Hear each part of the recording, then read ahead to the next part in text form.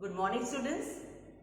In the previous class we have studied about the atomic structure, in which we studied the discovery of electron, the discovery of proton, the discovery of neutron, the discovery of nucleus, and the different atomic models which were proposed by J.J. Thomson, Rutherford, and so on.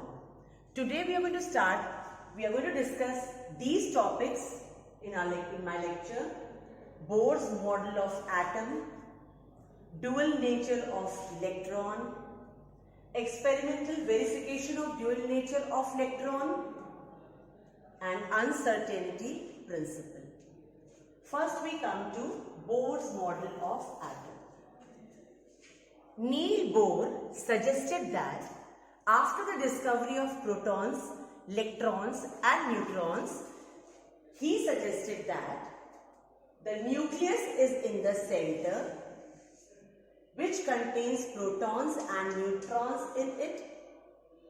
The protons are positively charged and the neutrons are neutral, whereas the electrons are revolving around the nucleus in a fixed circular path known as orbit. These are the orbits in which the electron moves around the nucleus.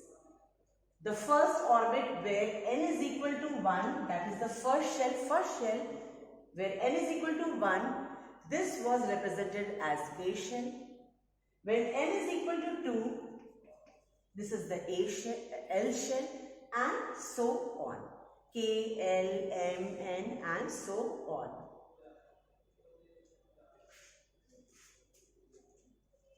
So the first point of Bohr's model was electrons revolve around the nucleus in a fixed circular path known as orbit.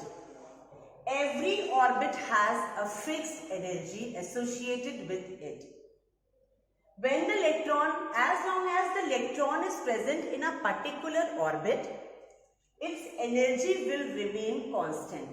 But if the electron gains energy and the electron jumps from the lower energy level to the higher energy level, it absorbs energy and goes to the higher energy level. And when it has to come back to its original energy level, it loses energy in the form of radiations. So the difference in energy is delta E is equal to E2 minus E1.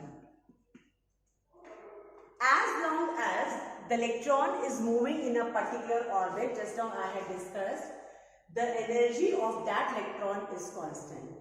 The moving electron also has some angular momentum, and that angular momentum is the integral multiple of h upon 2 pi. That means MVR. This also people have studied. MVR is equal to LH upon 2 pi. So these are the postulates of Bohr's theory. Now we will be moving towards dual nature of electron. Einstein suggested that light has dual nature. He suggested this in 1904. Later, de Broglie suggested that in 1924 that all matter or all moving subatomic particles like protons, neutrons, electrons, all these particles, if they are moving, they all have dual nature. De Broglie equation. De Broglie suggested the relationship between wavelength of a body having mass m and velocity v. So he gave a relationship between wavelength, mass and velocity, that is the momentum, where h is Planck's constant. Derivation of de Broglie equation.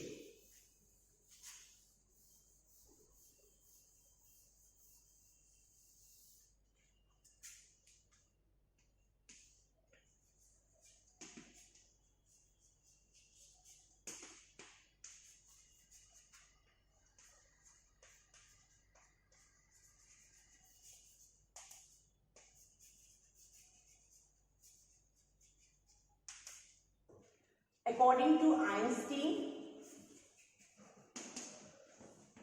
E is equal to mc square. This was given by Einstein. According to Planck, E is equal to hd. This depicts the wave nature and this depicts the particle nature. The particle nature. By combining these two equations, that is mc square is equal to h nu. Nu is the frequency, c is the velocity, m is the mass and h is Planck's constant. Since we know that nu is equal to c by lambda, hence therefore mc square is equal to h c by lambda, or mc is equal to h by lambda. In other words, we can say lambda is equal to h upon mc, or lambda is equal to h upon p. This is de Broglie equation.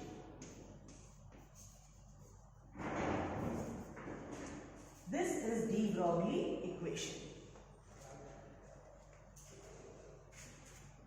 Now we move to the experimental verification of dual nature of electron. That is, let me rub this first.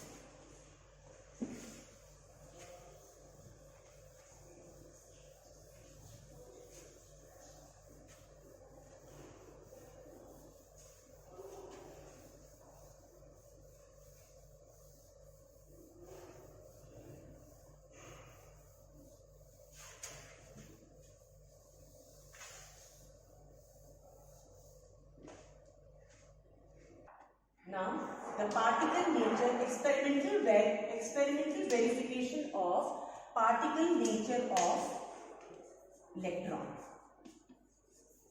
The particle nature of electron. Electron has particular characteristics. Similarly, when it was found that when these electrons they strike the zinc sulfide plate, a spot is produced on that plate.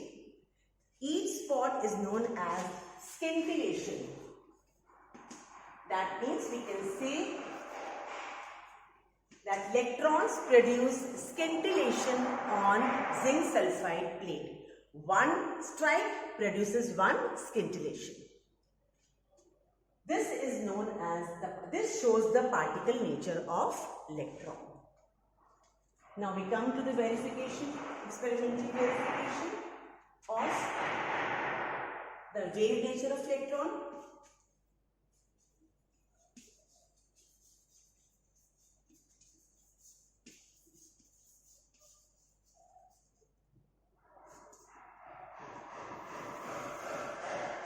Now to explain the wave nature of electron, Davison and Germer performed an experiment. They obtained beam of electron from tungsten element and allowed it to fall on nickel crystal. When these beam of electrons fall on the nickel crystal, a pattern was obtained which was like this. That means diffraction was taking place. That means it is in the form of wave. Now we come to Heisenberg's uncertainty principle.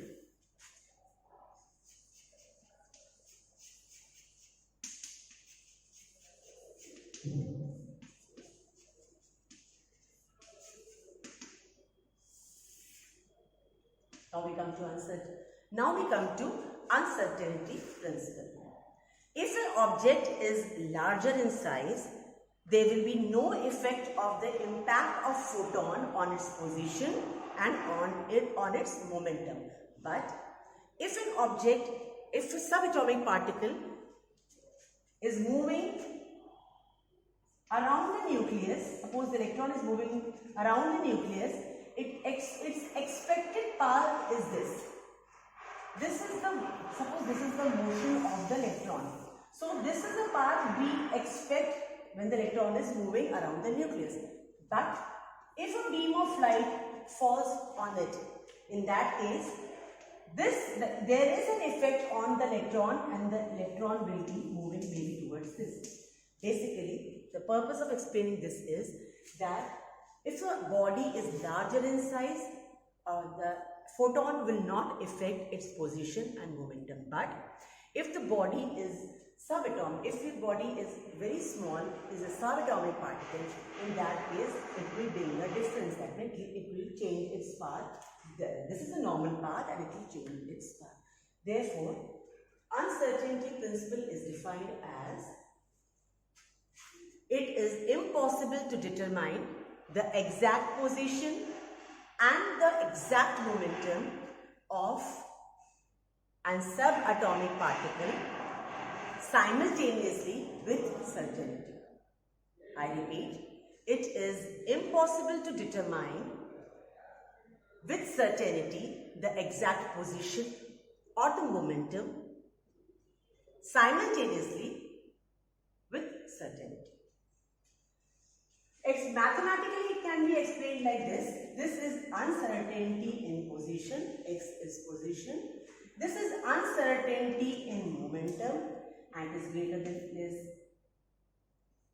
nh upon 4 pi. This is the mathematical part of uncertainty principle. That means if the probability uncertainty of position is more, then uncertainty of momentum will be less, and vice versa. After uncertainty principle, we will be discussing quantum number.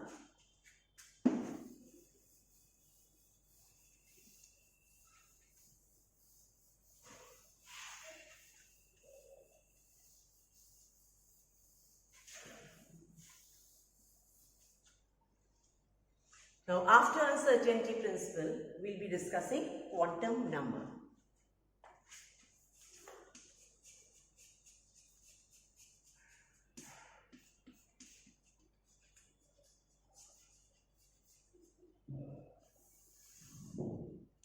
Quantum number. As we know, the electron is revolving around the nucleus in a fixed path. This is the concept of orbit according to Bohr.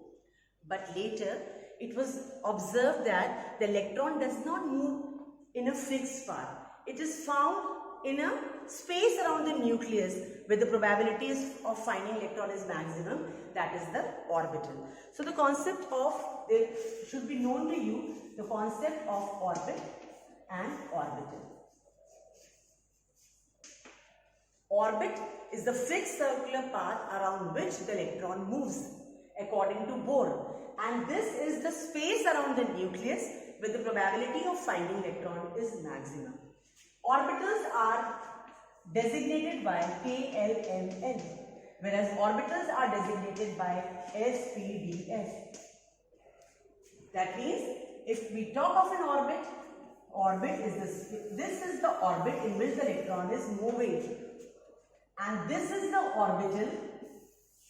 This whole space is the orbital where there is probability of finding electron. That means this is the fixed path. This is the area where the electron can be found in the atom. Now, in order to find the position, the energy, or where the electron is present, what is the energy of the electron? Where is it existing? The location of the electron? All these things we can get from the quantum number. That means we can get the exact position, the location, the shape of the orbital in which it is present, and all these. And how is it spinning? Whether it is spinning clockwise or it is spinning anti-clockwise. All these things we come to know from the quantum number.